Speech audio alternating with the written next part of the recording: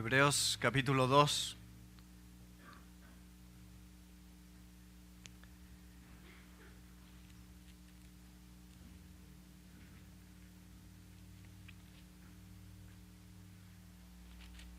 Hemos estado viendo esta carta en la profundidad teológica y doctrinal que tiene.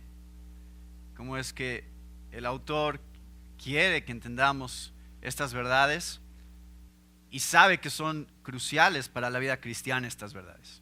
No son secundarias, como quién es Jesús, cuál es la naturaleza de Jesús. Es una verdad central, fundamental de la fe cristiana. No es algo que puedas tener diferentes opiniones acerca de esa verdad. Eso es lo que él estuvo desarrollando en el capítulo 1, hablando acerca de Jesús, de su deidad, de su majestad y de su superioridad a los ángeles. Entonces dice el autor de Hebreos, los ángeles son bastante impresionantes. Dios ha hecho muchas cosas a través de los ángeles, como sus mensajeros, como aquellos que ejecutan la voluntad de Dios a lo largo de todo el Antiguo Testamento. Sin embargo, Jesús no es solo un ángel, no es un mensajero más, es el mismo Hijo de Dios. Y ahí es donde radica el gran peso de su gloria, de su majestad, de su supremacía. Y entonces todo el capítulo 1 ha estado desarrollando esa verdad, ya la vimos. Y en el capítulo 2 entonces dice, a la luz de la verdad, de la supremacía de Jesús y de su superioridad sobre de los ángeles, quienes forman parte del desarrollo del plan de Dios en el Antiguo Testamento a través de la ley, cómo Dios entregó la ley y de esa manera hacía responsable a la gente de cumplirla y de seguirla de acuerdo a los diferentes mandamientos que dio. Fallaron, por supuesto, pero es a través de los ángeles que pone la ley y nos hace culpables del quebrantamiento de esa ley. Dice, si tú piensas eso, dice el autor de Hebreos, entonces, ¿cuánto más hay responsabilidad una vez que el mismo Hijo de Dios se ha manifestado a nosotros? Entonces, esto lo desarrollamos el domingo pasado, hay mayor responsabilidad y culpabilidad delante de Dios cuando hay mayor revelación y conocimiento de Dios. Y nosotros estamos en esa posición donde tenemos una mayor revelación, conocemos de una manera más clara cuál es el plan de Dios porque el Hijo ha sido manifestado. Entonces, la condenación es aún mayor, la responsabilidad es aún mayor por rechazar esa salvación que ha sido ofrecida y desplegada a través de Cristo Jesús de una manera tan clara. Esa es la idea de lo que leímos en el versículo 3. ¿Cómo escaparemos nosotros si descuidamos una salvación tan grande?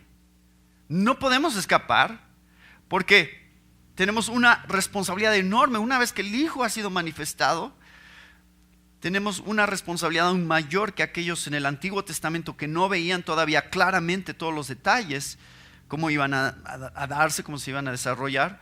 Nosotros lo hemos visto. No tenemos excusa. No hay excusa que valga delante de Dios. No hay manera de evadir el justo juicio y condenación de parte de Dios a aquellos que rechacen su Hijo. Si tú rechazas al Hijo, estás en graves problemas. Ese es el punto del capítulo 2. Y el autor de Hebreos quiere motivarnos y mostrarnos por qué es tan importante que no descuidemos una salvación tan grande. ¿Cuáles son los elementos que cuando tú meditas en ellos te hacen no descuidar tu salvación? La salvación que te ha sido ofrecida a través de Cristo Jesús. Todo el libro de Hebreos va a ser realmente mucho ese tema. Ten cuidado, ten cuidado, ten cuidado. Esto es serio, esto es grave, esto es de suma importancia. Ese va a ser el tema central de este libro y lo vamos a ver de muchos ángulos y de muchas maneras. Y sabemos que las cosas que son más enfatizadas en la Biblia son las más importantes. Sabemos cuáles son las cosas que le preocupan más a Dios porque habla más de esas cosas. Las cosas que son de menor importancia aparecen menos. Las cosas que son de más importancia aparecen más. Está fácil ese principio, ¿no? ¿Se lo pueden aprender? Si te lo repito muchas veces, es importante.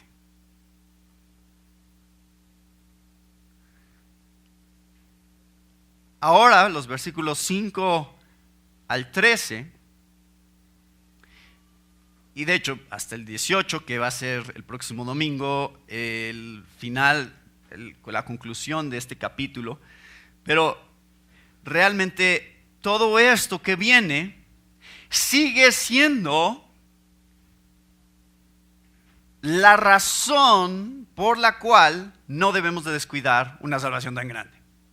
El autor de Hebreos sigue con ese tema en mente. No descuides una salvación tan grande. Y la clave está en que el versículo 5 empieza con esto. ¿Por qué? ¿Por qué?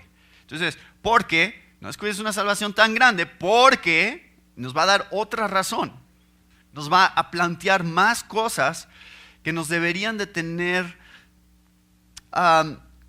alerta, poniendo atención, no descuidando lo que nos ha sido presentado en el Evangelio.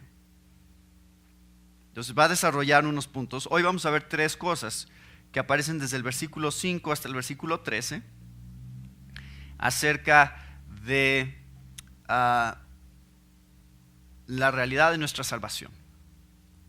Y claro, va a argumentar, va a aterrizar todas estas verdades en la misma encarnación de Cristo Jesús. ¿Qué es lo que la encarnación logró por nosotros? ¿Qué es lo que se logró en el plan de Dios cuando Jesús fue hecho hombre y habitó entre nosotros y dio su vida por nosotros? ¿Qué cosas obtuvo por nosotros? Eso va a ser el argumento a lo largo de este capítulo. Entonces, véanlo como un trenecito que tiene todos estos vagones, ¿no? Y un vagón se engancha con el otro y lo jala. Y ese vagón se engancha con el otro y lo jala. Y ese vagón se engancha con el otro y lo jala. Y entonces tenemos una serie de vagones y una serie de ganchos entre esos vagones. Esos ganchos son las palabras porque. Versículo 5, porque. Versículo 8, porque. Versículo 10, porque. Después más adelante, versículo 14, lo vamos a ver el próximo domingo, así que. Versículo 17, por lo cual. Entonces, todos esos son ganchos que nos están formulando un argumento, están tratando de desarrollar todo un argumento desde diferentes ángulos para que al final estés convencido de lo que está diciendo aquí el autor de Hebreos. Entonces hemos estado viendo la realidad del Hijo, la realidad de nuestra salvación, la realidad de la revelación a través del Hijo, la responsabilidad que eso significa, y hoy vamos a estar viendo el testimonio, la esperanza, la gloria, la salvación y la familia que ha sido comprada a través de Cristo Jesús. Número 1. Dice el versículo 5, porque, no descuides una salvación tan grande, porque no sujetó a los ángeles el mundo venidero, acerca del cual estamos hablando. Parecería que como los ángeles son tan gloriosos y tan majestuosos dentro de la creación de Dios y como hace muchas cosas a través de ellos, son sus mensajeros, como leíamos en el versículo 2, la palabra dicha por medio de los ángeles fue firme. Dios está trabajando a través de ellos y entonces parecería que el propósito, que ellos son los recipientes de todo lo que Dios está haciendo. Parecería que eso es el caso. Que Dios está diciendo, los ángeles son muy especiales para mí, así que tengo algo muy especial para ellos. El mundo venidero, la creación, el final de los tiempos es para los ángeles. ¿Sí? Dice el autor de Hebreos. Alguien testificó en cierto lugar diciendo: ¿qué es el hombre para que te acuerdes de él? ¿O el hijo del hombre para que le visites? Le hiciste un poco menor que los ángeles, le coronaste de gloria y de honra, y le pusiste sobre las obras de tus manos. Todo lo sujetaste bajo sus pies. Entonces, la primera razón de la encarnación es para sujetar el mundo venidero. ¿A quién? Esa es la pregunta. Queremos entender aquí de dónde viene lo que el autor de Hebreos está citando y hacia dónde va. Entonces, acompáñenme, Salmo 8 es de donde está citando esto.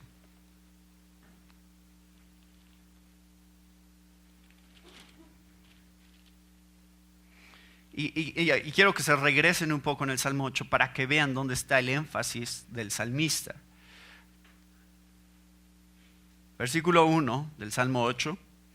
Oh Jehová, Señor nuestro, cuán glorioso es tu nombre en toda la tierra. Has puesto tu gloria sobre los cielos. De la boca de los niños y de los que maman fundaste la fortaleza, a causa de tus enemigos, para hacer callar al enemigo y al vengativo. Cuando veo tus cielos, obra de tus dedos, la luna y las estrellas que tú formaste, digo, ¿qué es el hombre para que tengas de él memoria, y el hijo del hombre para que lo visites? Le has hecho un poco menor que los ángeles, lo coronaste de gloria y de honra. Le hiciste señorear sobre las obras de tus manos, todo lo pusiste debajo de sus pies, ovejas y bueyes, todo ello, y asimismo las bestias del campo, las aves de los cielos y los peces del mar, todo cuanto pasa por los senderos del mar. Oh Jehová, Señor nuestro, cuán grande es tu nombre en toda la tierra. Entonces, ven qué es lo que está en la mente del salmista, ¿no? ¿De quién está hablando cuando habla acerca de todas las cosas están sujetas a quién? Al ser humano. Nosotros, los hombres, Dios puso todo debajo de nosotros. Nosotros somos la creación suprema de este mundo. Es la misma idea que está siendo desarrollada desde el principio, Génesis 1, 26 y 28, al 28. ¿Qué le dijo Jesús? ¿Qué le dijo Dios a Adán y Eva? Todo esto, yo les doy autoridad sobre esto, señoreen sobre las aves del cielo, sobre los peces del mar, sobre toda la creación. Ustedes tienen la autoridad, yo se las doy. Este mundo es para ustedes. Entonces,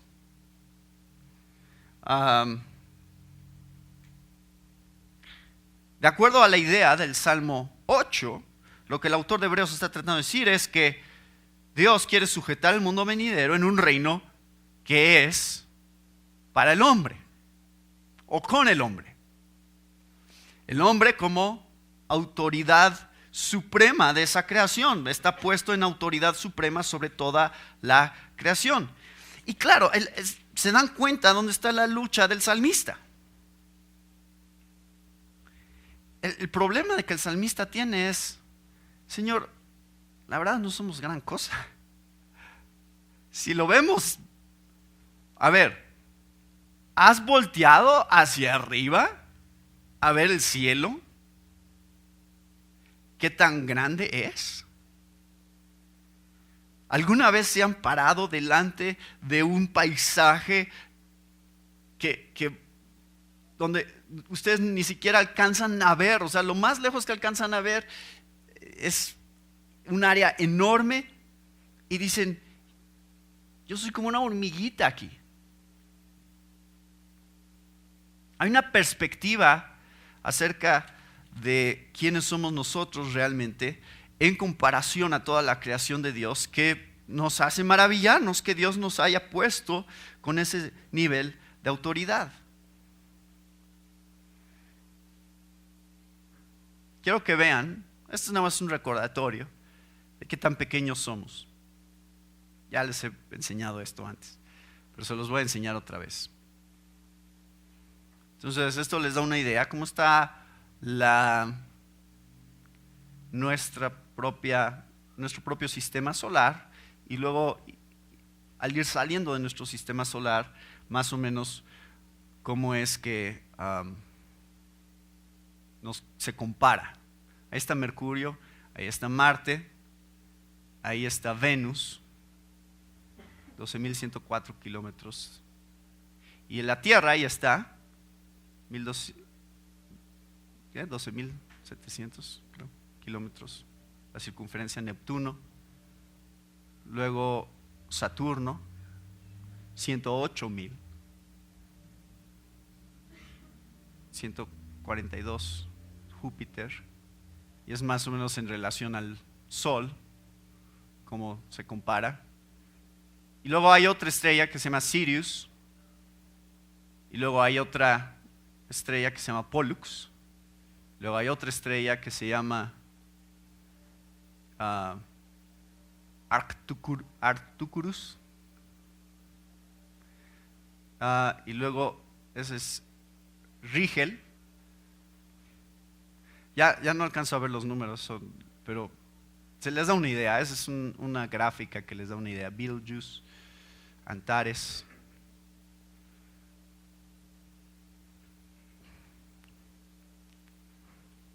Y esta es Misefi. Bueno, me gusta esto porque pone un poquito en perspectiva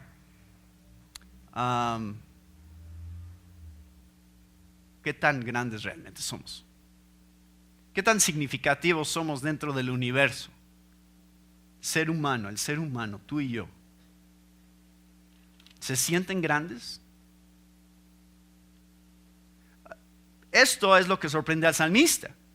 Dice: cuando veo tus cielos, obra tus dedos, la luna, las estrellas que tú formaste, digo, ¿qué es el hombre? Para que tengas de él memoria, el hijo del hombre para que lo visites. Realmente no entendemos por qué es que Dios ha presentado este plan de tal manera que nos muestra que la idea es sujetar las cosas a nosotros. En Hebreos 12, ahora nos dice cuál es el problema.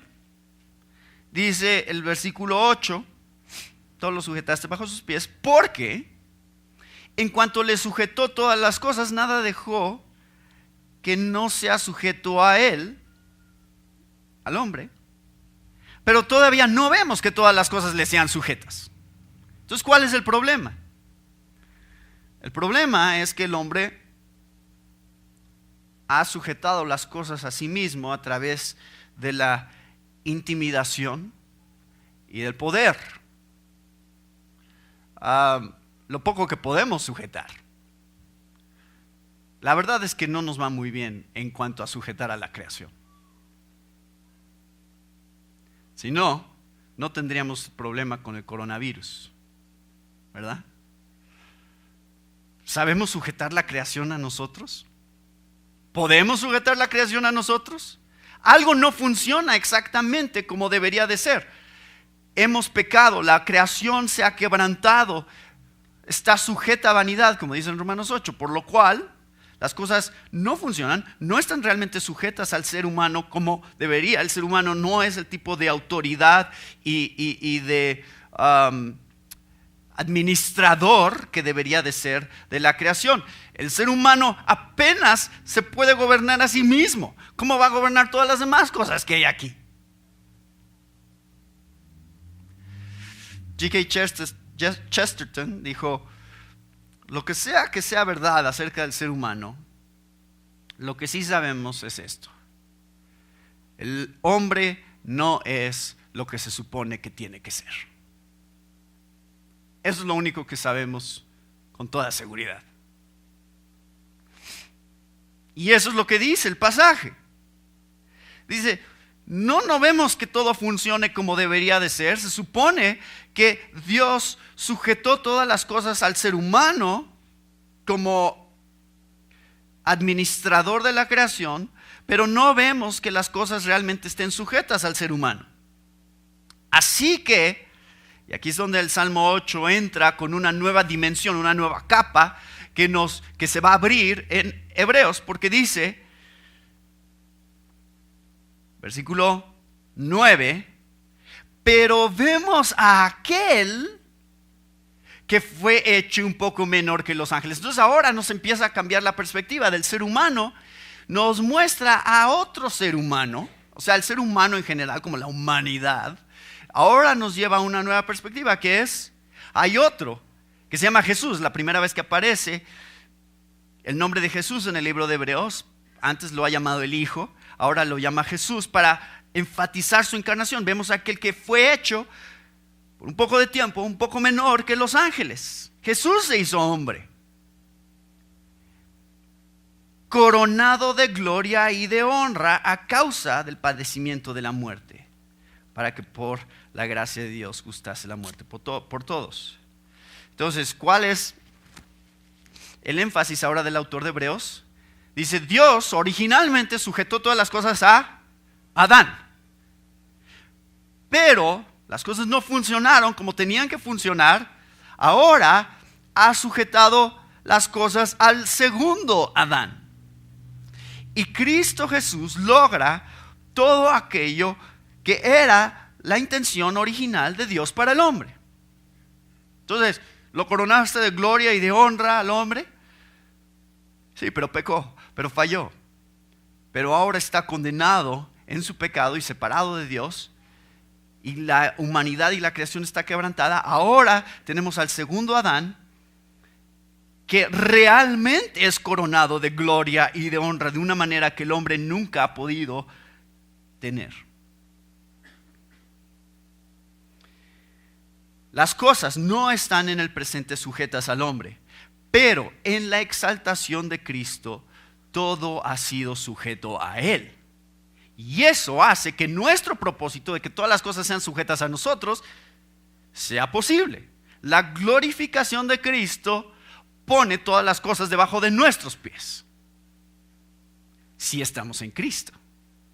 ¿Entienden esa dinámica? Eso es una idea teológica. Estamos en Cristo. A lo largo de todo el Nuevo Testamento van a leer esa frase, en Cristo, en Cristo, en Cristo. ¿Qué significa? Significa que si tú estás conectado a Cristo, todo lo que es de Él es tuyo.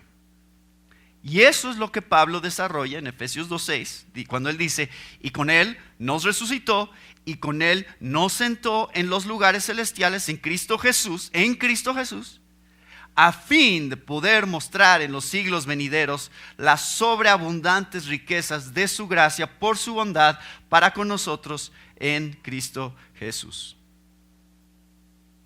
Entonces, ¿quieres sujetar al mundo venidero a nosotros?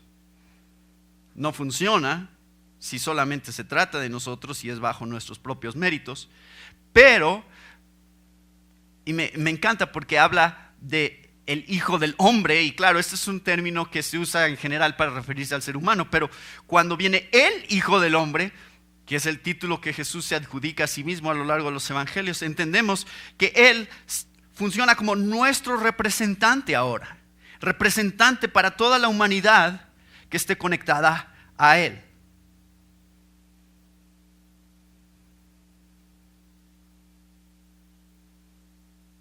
Es a través del Hijo del Hombre que Dios sujetará el mundo venidero a nosotros. Nosotros.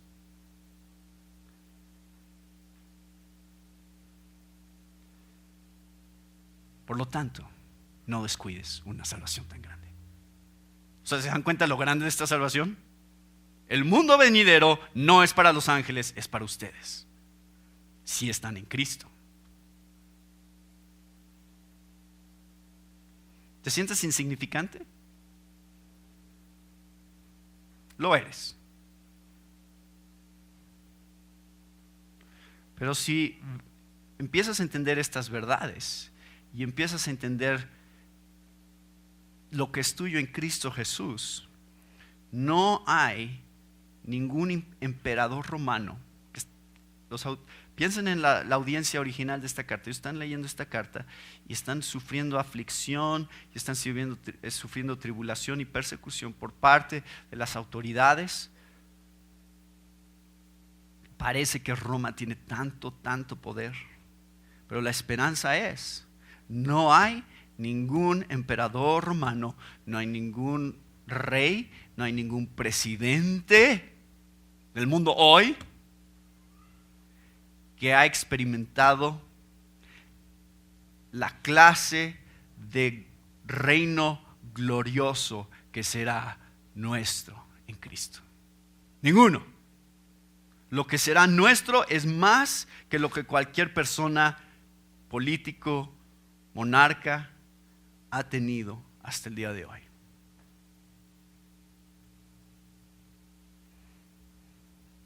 No descuides una salvación tan grande. ¿Ven cómo funciona el argumento? Espero que estén viendo por qué esto es tan valioso, por qué esto es tan importante. Número 2, versículo 9. Pero vemos a aquel que fue hecho un poco menor que los ángeles, a Jesús, coronado de gloria y de honra, a causa del padecimiento de la muerte. Entonces es el medio, a causa del padecimiento de la muerte, para que por la gracia de Dios gustase la muerte por todos. Entonces, ¿por qué la encarnación? Número 1, para sujetar todas las cosas. Número 2, para morir por todos. Por eso es necesaria la encarnación, porque es la única manera de morir por todos. Ahora, nada más me detengo un momento para ayudarles a pensar. Vamos a meditar un poquito sobre esto, porque esto es súper importante. Pero ¿a quién se refiere todos? Y por cierto, esta palabra gustase, no quiero que piensen, es como probar, ¿no? No quiero que piensen, es como cuando voy a Sam's y me dicen, ¿quiero una probada? Para que se me antoje más y ya compré todo el paquete de 50. Entonces voy y pruebo. Eso no es lo que significa que Jesús probó la muerte. Denme una probadita de la muerte nada más. No, esta es una metáfora hebrea que habla de experimentar completamente. Cuando pruebas algo es porque lo estás experimentando en toda su plenitud. A eso es a lo que se refiere. Probó la muerte, experimentó la muerte por todos. ¿Quiénes todos? ¿Todo el mundo? ¿Todo ser humano que ha vivido? Esto es muy importante, hermanos, porque esto es,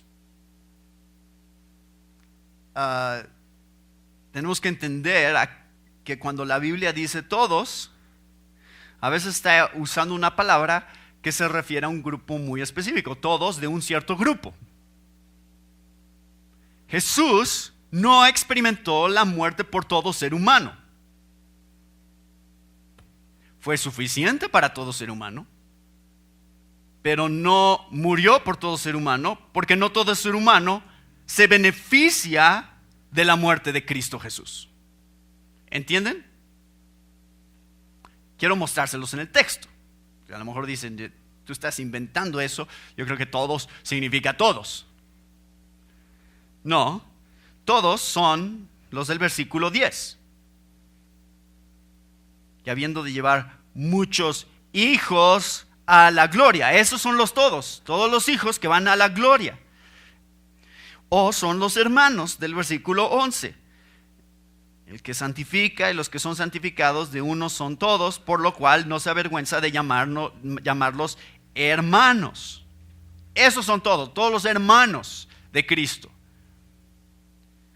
O los del versículo 13, he aquí yo y los hijos que Dios me dio. Los que Dios le dio, el Padre le dio a Jesús como elegidos, salvos a través de su sacrificio. Esos son todos los de los que está hablando. Y también el próximo domingo vamos a ver más sobre esta categoría de gente, del versículo 14 al 18.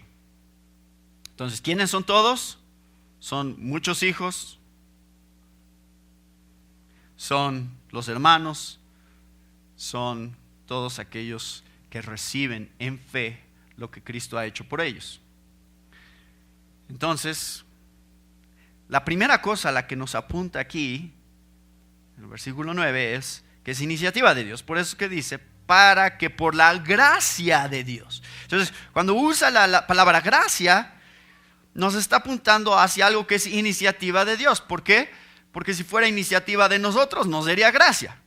Si depende de ti y de cómo tú respondes enteramente, entonces te lo mereces.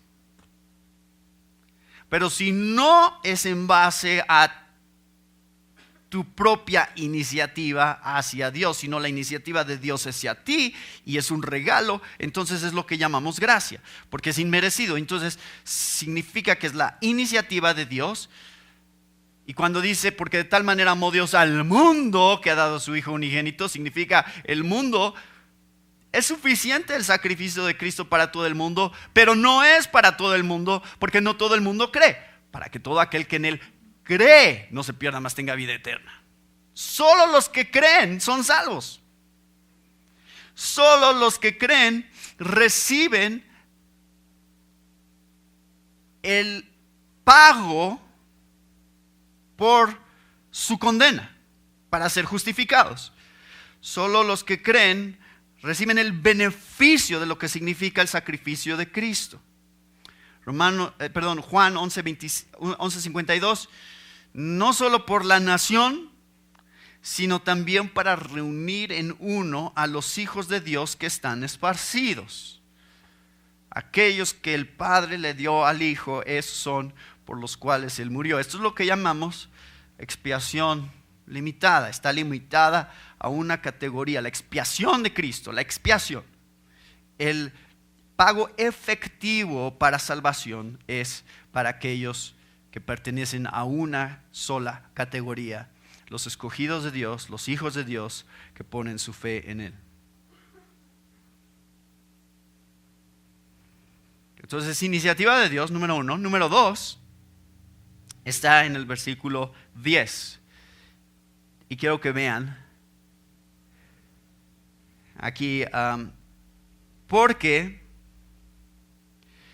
convenía, era apropiado, es la idea, era muy apropiado esto que estaba haciendo Dios. Aquel por cuya causa son todas las cosas y por quien todas las cosas subsisten, que habiendo de llevar muchos hijos a la gloria, perfeccionase por aflicciones al autor de la salvación de ellos. Entonces ahora nos muestra que es para morir por todos, no solamente como una iniciativa de Dios, sino a través del poder de Dios. Y la manera en que ilustra eso el autor de Hebreos es diciéndonos, esto es muy apropiado porque, de hecho, ¿quién es el que de quien originan todas las cosas? Todo el universo, ¿de quién viene? De Dios. Él tiene la capacidad para crear todas las cosas. Por eso dice, por cuya causa son todas las cosas, por quien todas las cosas subsisten. Ese es el tipo de poder de Dios. Entonces es apropiado que ese mismo poder sea el que se ha manifestado a través de nuestra salvación, que Él, al ser el originador del universo, también sea el originador de nuestra salvación. Sí, el autor de Hebreos lo cree, dice, solo un Dios tan poderoso puede salvarnos. Solo un Dios tan poderoso como alguien que puede crear el universo solamente con la palabra de su boca, puede ser un Dios que nos redima. ¿Y cómo lo hace? A través de su Hijo y a través de su sacrificio, una acción que Él hace por nosotros, en donde Él hace todo lo que es necesario. Tú no tienes que hacer nada, Dios ya hizo todo por ti. Y ese es el tipo de fe que nos salva, el tipo de fe como la de un niño que es completamente dependiente, que dice, yo no tengo la capacidad, yo necesito que alguien me ayude. Desde la creación hasta la cruz, Dios desplegó su poder y su carácter. En la creación nos mostró su poder y su carácter. En la cruz nos mostró su poder y su carácter. Es apropiado porque Él, vamos a ver en un momento, es el hermano que ha compartido en nuestra naturaleza y en nuestras aflicciones. Es apropiado porque magnifica la gloria de Dios y todas las cosas son de Él. Entonces, si es de Él y para Él,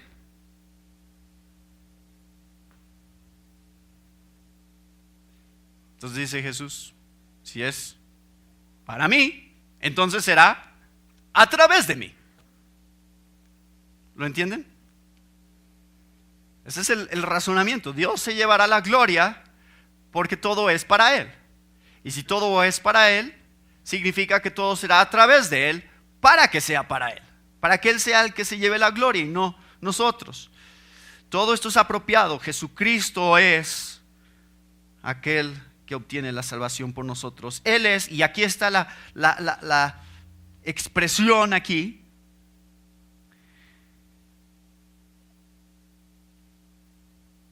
por aflicciones al autor de la salvación de ellos. El autor de la salvación de ellos es una manera de mostrarnos que Él es el que va adelante, que Él es el capitán, que Él es el campeón, que Él es el pionero de todas las cosas que son nuestras en Cristo Jesús. Y dice Isaías 9:6, manifestando este mismo atributo de Cristo Jesús, su poder glorioso, porque un niño nos ha nacido, un hijo nos ha sido dado, y la soberanía reposará sobre sus hombros, y se llamará su nombre admirable, consejero, Dios poderoso, Padre eterno, príncipe de paz. Es poderoso, Él es Jesús, Dios poderoso, es el único que puede lograr nuestra salvación, y es a través de su muerte que lo hace. Lo cual me lleva a este punto que está aquí. Esto tenemos que aclararlo porque se puede malinterpretar. Esto va a aparecer más adelante otra vez esta misma idea. Jesús fue perfeccionado por aflicciones, dice el versículo 10. Entonces, esto se puede prestar para malos entendidos acerca de cómo se dio el ministerio de Jesús y cómo se dio la meta que Dios quería lograr a través del sacrificio de Cristo. Entonces, porque algunos podrían pensar, bueno, entonces si fue perfeccionado, ¿qué significa? ¿Que antes no era perfecto y tuvo que llegar a ser perfecto? ¿Eso significa este versículo? Miren, más adelante, sabemos que eso no es verdad. Y se los aclaro de una vez para que se quiten esa idea de que Jesús no era perfecto y tuvo que llegar a ser perfecto. Ahorita vamos a tratar de entender a qué se refiere, pero nada más para que vean que el mismo autor de Hebreos no tiene eso en mente. Vean lo que dice el capítulo 4, versículo 15. No tenemos un sumo sacerdote que no pueda compadecerse de nuestras debilidades, sino uno que fue tentado en todo según nuestra semejanza, pero ¿qué? Sin pecado. Entonces no es que tuviera pecado y después ya no. O sea, Él es perfecto, ha sido perfecto siempre. Y si van un poquito más adelante al capítulo 7, versículo 26, van a encontrar otra vez la misma idea, porque tal sumo sacerdote nos convenía, santo, inocente, sin mancha, apartado de los pecadores, hecho más sublime que los cielos. 7:26, 9:14. 9:14, cuánto más la sangre de Cristo, el cual mediante el Espíritu Eterno se ofreció a sí mismo sin mancha a Dios. Entonces, ¿entienden cómo es que siempre ha sido perfecto Jesús? No es que llegó a ser perfecto. Entonces, ¿a qué se refiere cuando habla de ser perfeccionado? Significa que no había sido probado aún. Y que cuando fue probado, estaba perfectamente equipado para lograr todo aquello que necesitaba hacer. A eso se refiere perfeccionado. Significa Jesús en su prueba como ser humano, cuando fue probado en la tentación, en su vida, en su ministerio, sin pecado, para llegar a la cruz y ser sacrificio perfecto por nosotros, el ser perfeccionado se refiere a una obra perfecta que Él logró y que Él tenía toda la capacidad para hacer. Esa es la idea que está siendo desarrollado en el libro de Hebreos. Eso lo vamos a estar encontrando. Esta idea de perfeccionado va a aparecer otra vez. Entonces no me voy a preocupar demasiado de explicarla ahorita, pero solamente les adelanto que hacia allá vamos. Esa es la idea que está enfocada en el momento de la encarnación de Cristo Jesús, como el momento de su prueba, bajo la cual fue perfeccionado, es decir, tenía toda la capacidad para pasar la prueba y lo hizo. Tenemos la idea de que el ser humano está hecho a imagen y semejanza de Dios en Génesis 1, ¿verdad? Y 2. Y esto es increíble. El ser humano es hecho a imagen y semejanza de Dios. Y luego, Dios se hace hombre que está hecho a imagen y semejanza de Dios. Pero Él es la imagen perfecta de Dios, ¿no? Entonces no es a imagen y semejanza de Dios que Jesús es, sino Él es la imagen de Dios, tomando forma de alguien que es imagen y semejanza de Dios.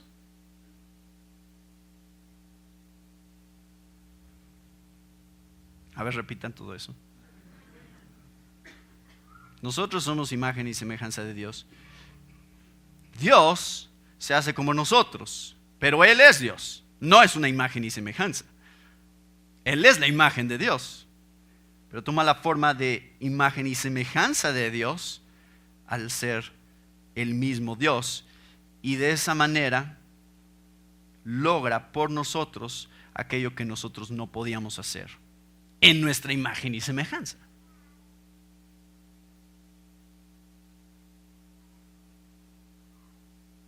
Entonces, Él fue pionero perfecto y salvador a través de la encarnación. Y por esto es que, por estas razones que es tan importante, vamos a verlo en un momento, pero el punto es que si el hombre perdió todo aquello que era para él a través del pecado, por haber pecado, entonces solamente Dios, al ser hombre, podría obtener otra vez aquello que el hombre había perdido, como representante del hombre. ¿Entienden? Por eso se llama el segundo Adán, porque Adán nos representa a nosotros, porque a través de Adán viene el pecado. Pero ahora el segundo Adán nos representa a nosotros, logrando obtener todo aquello que el primer Adán perdió. Y si tú estás conectado a él, entonces vuelves a obtener todo aquello que era originalmente para Adán.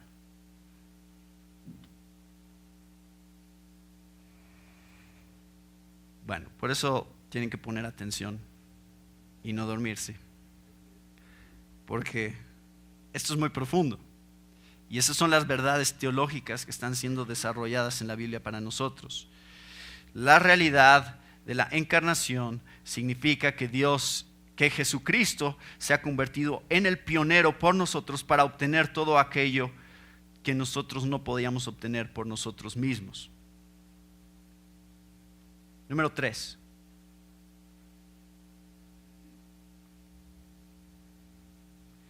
Versículo 11. Porque el que santifica y los que son santificados, de uno son todos. Por eso es otra vez la idea. ¿De uno quién? Adán. O sea, ¿por qué es importante que Jesús se encarnara? Porque entonces participa de la misma naturaleza en Adán de la cual participamos nosotros, que somos humanos. Y entonces Jesús, al hacerse hombre, dice, de uno somos todos. Genera una misma categoría para nosotros. Yo me hago como uno de ustedes y eso nos vuelve, ¿qué? Una familia. Es una familia y me encanta porque dice en el versículo 10 que habiendo de llevar muchos hijos a la gloria. Eso es una familia enorme que está haciendo Dios para sí mismo. No es una familia pequeña, es una familia enorme, muchos hijos. Como dice Apocalipsis 7:9, de toda tribu, nación, lengua, de todas las categorías que existen, de todas las variedades que existen en el mundo hoy, de todos está tomando Dios gente para formar una nueva familia. Y dice, de aquí, de acá quiero uno negrito, quiero uno blanco, quiero uno alto, quiero uno gordito, quiero uno que sea así, que hable chino, quiero uno que hable español, quiero uno. Y entonces empieza a formar toda una familia y le está agrupando, y le está juntando. ¿Y cómo lo está haciendo? Diciendo, aquí está su hermano mayor. Síganlo a él. Si lo siguen a él, se convierte en su hermano. ¿No les sorprende lo que dice aquí, el versículo 11? A ver, consideren todo lo que ya se ha dicho sobre Jesús. Jesús, superior a los ángeles, más grande que todos los ángeles, infinitamente más grande que los ángeles, pero se humilla y condesciende para bajar a ser menor que los ángeles. Entonces, Dios baja a tal grado que su grado más bajo es hacerse como lo máximo que somos nosotros. Se hace como un poco menor que los ángeles. Y este es Dios mismo, el creador del universo. Y dice, versículo 11, no se avergüenza de llamarnos hermanos.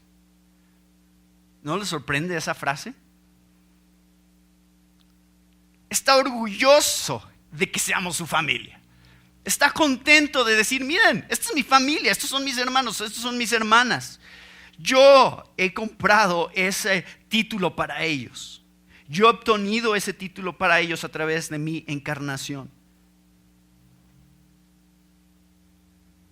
Esto es lo que les dará otra vez la gloria que perdieron en el Edén.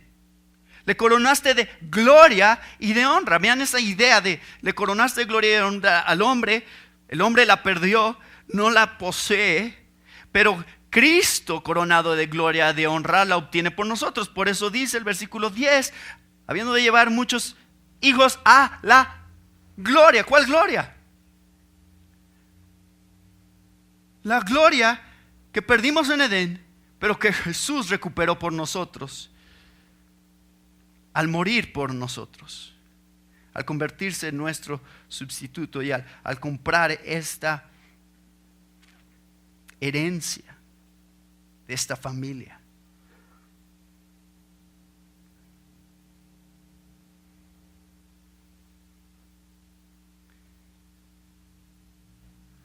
Dice el versículo 12, y aquí está, entonces es el rol que juega Jesús como nuestro hermano mayor. Número 1, diciendo, no se avergüenza de llamarlos hermanos, diciendo, anunciaré a mis hermanos tu nombre, en medio de la congregación te alabaré. Eso es súper interesante porque esto es algo que está citando el autor de Hebreos del Salmo 22. Salmo 22. Y esto es un salmo mesiánico. Vayan al Salmo 22 porque quiero que vean de dónde viene esta idea. Es uno de estos salmos que he citado constantemente en el Nuevo Testamento para mostrarnos que está hablando de Cristo. Dios mío, ¿por qué me has desamparado? ¿Cuándo sucedió eso? En la cruz. Las aflicciones de David estaban apuntando hacia la aflicción del heredero del trono de David, Cristo Jesús. Dios mío, ¿por qué me has desamparado? Versículo 6, más yo soy gusano y no hombre, oprobio de los hombres, despreciado del pueblo. Todos los que me ven me escarnecen, estiran la boca, menean la cabeza diciendo, se encomendó a Jehová, líbrele él, sálvele, puesto que en él se complacía. ¿Cuándo se cumplió eso? En la cruz. Versículo 14, he sido derramado como aguas, todos mis huesos se descoyuntaron, mi corazón fue como cera derritiéndose en medio de mis entrañas, como un tiesto se secó mi vigor y mi lengua se pegó a mi paladar, y me has puesto en el polvo de la muerte, porque perros me han rodeado, me has cercado cuadrilla de malignos, horadaron mis manos y mis pies. Contar puedo todos mis huesos, entre tanto ellos me miran y me observan. Repartieron entre sí mis vestidos y sobre mi ropa echaron suertes. ¿Cuándo se cumplió eso? Sabemos, el Nuevo Testamento nos dice, eso se cumplió de una manera más profunda y más perfecta en Cristo Jesús, no en la experiencia de David. Aunque David experimentó estas cosas en un cierto grado, en Jesús se cumplieron de una manera mucho más significativa y profunda. Es a la luz de esa realidad que llegamos al versículo 22. Y eso es súper interesante porque entonces está diciendo el autor de Hebreos que esto es justamente lo que se logró con todas estas experiencias de Cristo. ¿Qué es lo que logró? Anunciaré tu nombre a mis hermanos. En medio de la congregación te alabaré. ¿Qué logró la cruz? Obtener una nueva familia. ¿Y qué es lo que hace con esta familia? La primera cosa que dice que hace es guiarlos en adoración. ¿Saben que Jesús canta? ¿Quieren escuchar a Jesús cantar? Mateo 26:30, si se acuerdan, después de la institución de la Santa Cena, cuando ya van hacia el huerto de Getsemaní, dice que cantaron un himno. Me hubiera encantado escuchar eso, pero cantan un himno que es parte de la tradición de la Pascua, de cómo la celebran los judíos, cantando un himno al final, probablemente un salmo, y Jesús los guía en canto a sus discípulos antes de ir a la cruz. Y normalmente no pensamos sobre esto, pero esta es una de las roles que Jesús cumple para nosotros a través de su muerte. Es nuestro líder de adoración, es el que nos guía en cómo debemos alabar al Padre. Él dice, miren, así como yo alabo al Padre, ustedes alaben al Padre. Yo los guío, yo los dirijo. Cada vez que participamos aquí de la adoración y está el grupo de alabanza, realmente no hay alguien que está dirigiendo la alabanza. ¿Quién es el que la dirige? Jesús es el que la está dirigiendo. Él es el que está entre nosotros diciéndonos cómo adorar al Padre. Porque es a través de Él, es a través de su sacrificio que tenemos esa capacidad para entender cómo adorar. Sin Él no podemos adorar al Padre. Es mentira que alguien que no tiene a Cristo pueda adorar a Dios. No puede adorar a Dios. No correctamente, no de una manera que cuente. Número 2, versículo 13. Y otra vez, y ahora de aquí va a citar Isaías 8. Y dice, yo confiaré en Él. Vayan a Isaías 8, porque quiero que vean qué dice Isaías 8.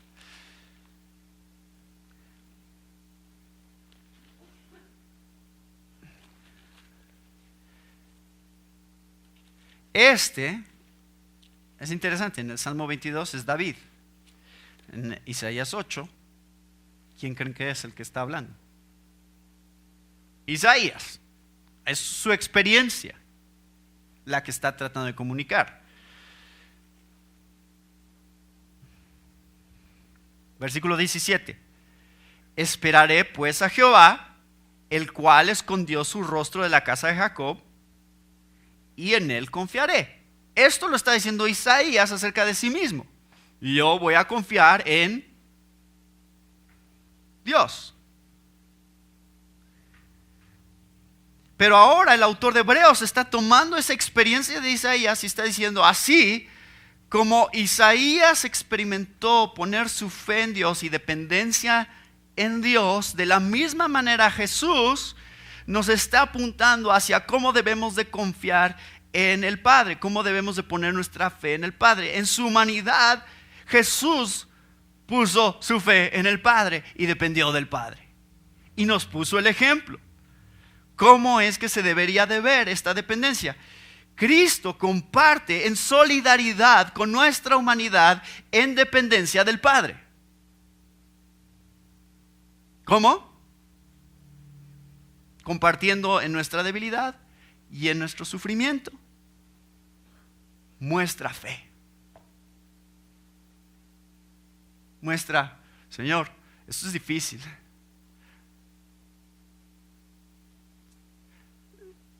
Si fuera posible que pase de mí esta copa, ¿no?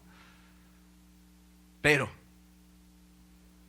no sea como yo quiero, sino como tú quieres. ¿Qué está haciendo Jesús ahí? Está guiándonos en su ejemplo de fe. ¿Cómo se ve depender del Padre? ¿Cómo se ve depender de Dios para todo lo que necesitamos y todo lo que sufrimos? Esta iglesia que está leyendo esta carta de estos hebreos, de estos judíos, está sufriendo tribulación, persecución, angustia. La tentación es a ignorar una salvación tan grande, a decir, híjole, a lo mejor no es tan grande como pensamos. Y el autor de Hebreos está diciendo, Jesús se ha convertido en su ejemplo de cómo en medio de la tribulación ustedes tienen que depender aún más de Dios.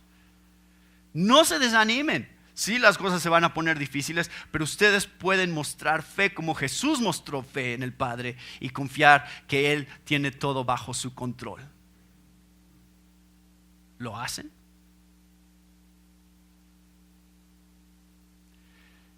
¿Les cuesta trabajo? Sí, pues vean a Jesús. Vean a Jesús y digan, Señor, ayúdame a ser como Jesús fue. Ayúdame a seguir su ejemplo, Él es mi hermano mayor. Ayúdame a depender de ti como Él dependió de ti. Y por último, otra cita, y viene aquí inmediatamente, también en Isaías, capítulo 8. Y de nuevo, he aquí yo y los hijos que Dios me dio. Entonces, en el versículo 3 encontramos en la primera cita, Isaías 8:17, la fe que necesitamos, y en Isaías 8:18 encontramos la esperanza que necesitamos. Ahora quiero que vean de dónde viene esta cita. Esto es súper interesante. Cuando lo estudié y lo vi, dije, por eso les decía, el autor de Hebreos está asumiendo que conocemos bien nuestro Antiguo Testamento. Si ustedes no conocen bien el Antiguo Testamento, les va a costar trabajo entender el libro de Hebreos. ¿La solución cuál es? Pues lean el Antiguo Testamento. Y eso es lo que vamos a estar haciendo a lo largo de este libro. Vamos a estar yendo cada vez que surja algo que queremos entender del Antiguo Testamento. Vamos a ir y lo vamos a ver. En el versículo 18 dice, he aquí, yo y los hijos que me dio Jehová somos por señales y presagios en Israel, de parte de Jehová de los ejércitos que mora en el monte Sión. ¿De quién está hablando? ¿Hijos de quién? De Isaías. Isaías tenía hijos. Isaías está hablando de ¿cuáles hijos? De sus hijos. Los hijos que Dios le dio a Isaías fueron dados como una señal, como una muestra de ¿qué? Versículo 1. Maher Salal Azbaz. Ese es uno de sus hijos. ¿Qué significa Maher Salal Azbaz? Ahí hay una idea para futuros niños de la iglesia. Maher Salal Asbaz. Significa, el despojo se apresura, la presa se precipita.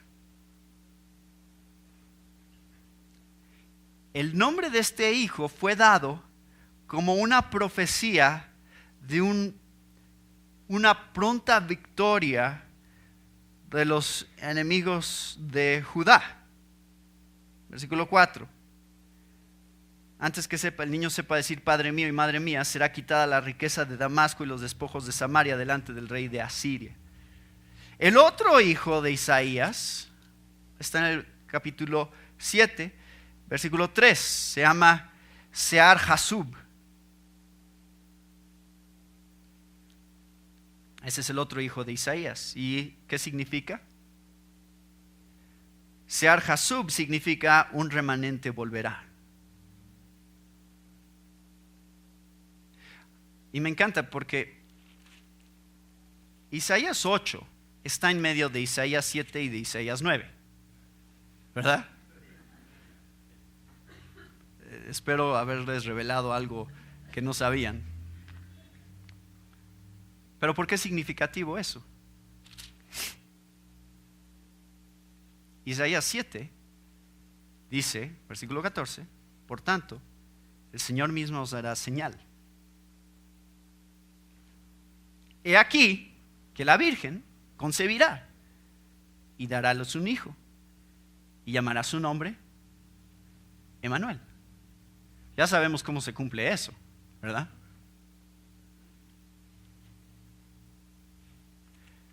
Isaías 9, ya lo citamos. Un niño nos es nacido, hijo nos es dado, y el principado sobre su hombro, y se llamará su nombre admirable, consejero, Dios fuerte, Padre eterno, príncipe de paz. Lo dilatado es su imperio, y la paz no tendrá límite. Sobre el trono de David y sobre su reino, disponiéndolo y confirmándolo en juicio y en justicia, desde ahora y para siempre. Y ahora en medio, tenemos esta experiencia de Isaías en el capítulo 8, diciendo: he aquí, yo y los hijos que me dio Jehová somos por señales y presagios en Israel de parte de Jehová de los ejércitos. ¿Se dan cuenta lo que está diciendo el autor de Hebreos? Está diciendo que de hecho los hijos de Isaías también tenían un significado más profundo que apuntaba hacia el Mesías, que era los hijos de Dios. Y que así como Isaías tomaba a sus hijos y decía: mira, esto es lo que significan sus nombres, de la misma manera Jesús, como nuestro hermano mayor, iba a decir: mira, esto es lo que significa mi sacrificio por ellos. Significa que ustedes pueden confiar porque van a ser derrotados sus enemigos, como significa Maher Salal Asbaz, y significa que un remanente volverá. Un remanente será mío, como significa Sear-Jasub. Y eso es lo que mi sacrificio en la cruz compra para ustedes. Estas dos realidades: victoria y seguridad. Mi familia, mi remanente va a sobrevivir, no importa qué suceda. Esa es la promesa que Dios estaba haciendo a través de Isaías con sus hijos. Ahora la hace a través de Jesús. ¿No es mucho más interesante leer Hebreos 2:13 a la luz de Isaías 8? Leyendo exactamente qué es lo que estaba pasando ahí. Hermanos, esto es todo lo que Dios ha obtenido por nosotros en Cristo Jesús. Estas son todas las realidades que están siendo representadas en nuestra salvación. ¿Se dan cuenta cada vez que preguntan a alguien: ¿eres salvo? Qué cortos nos quedamos cuando pensamos que solamente salvo significa mis pecados son perdonados. Es una partecita de lo que significa salvo. tus pecados son perdonados y la creación será sujeta a ti y será tuya. Y Jesús es tu hermano mayor y Él asegura que un remanente permanecerá y Él asegura que tú tendrás la victoria hasta el final. No es nada más que tus pecados son perdonados. Esto es mucho más grande que eso.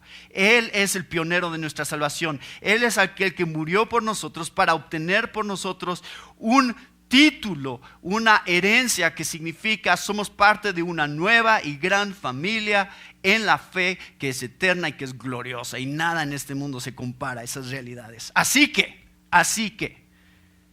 no descuides una salvación tan grande. Porque es mucho más grande de lo que creías, dice el autor de Hebreos. ¿Tú creías que era especial?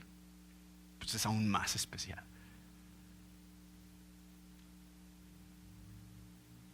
Él garantiza nuestra herencia, nuestra adoración, nuestra fe y nuestra victoria final.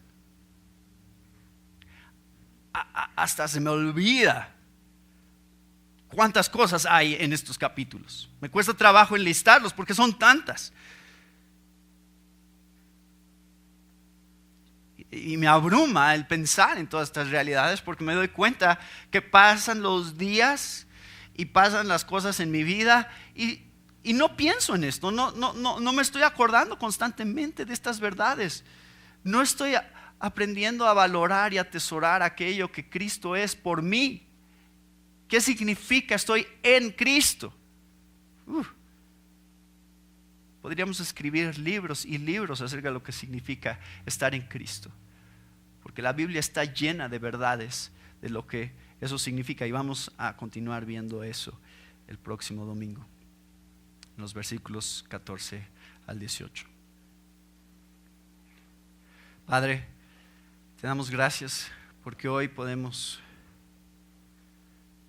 contemplar estas verdades y podemos dejar que estas verdades nos muevan a la adoración, que nos muevan a la santidad, que nos muevan a todo aquello que tú has hecho posible a través de Cristo Jesús.